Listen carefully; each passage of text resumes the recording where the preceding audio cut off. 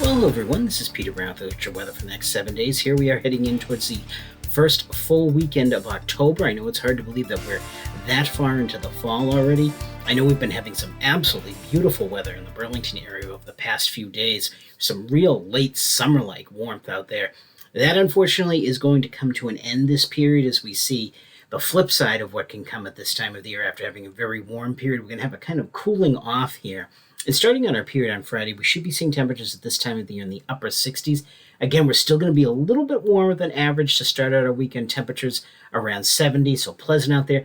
Getting a little bit more humid as we're going to have to be watching a storm system approaching us from the southeast, so keep that in mind.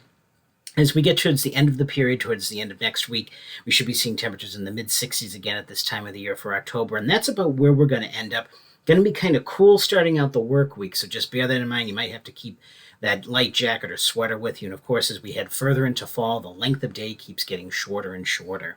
So let's go ahead, let's take a look at what the Climate Prediction Center is calling for us in terms of temperatures and precipitation over the next week here in the Burlington area. Looking at our temperature map, this is an exact opposite of what we've been seeing really these past week in Burlington, but very similar to what we've been seeing for the past 4 months. We're going to be expecting below average temperatures. Looking at our precipitation chances, they're calling for us to have average amounts of precipitation. We're going to have to keep an eye on that, as you may have been hearing about this storm system called Philippe down near the eastern Caribbean. We've probably been hearing about this storm for the better part of 10 days now.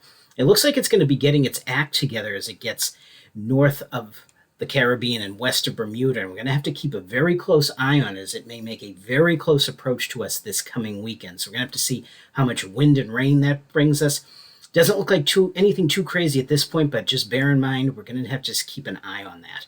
So let's go ahead, let's look at those 7 days of weather coming up. And again, starting on our period on Friday on this weekend, long weekend for many of you, I hope. We're going to be having, looks like not the nicest weekend coming up here. Looks like it's going to be showery and rainy, especially on Saturday.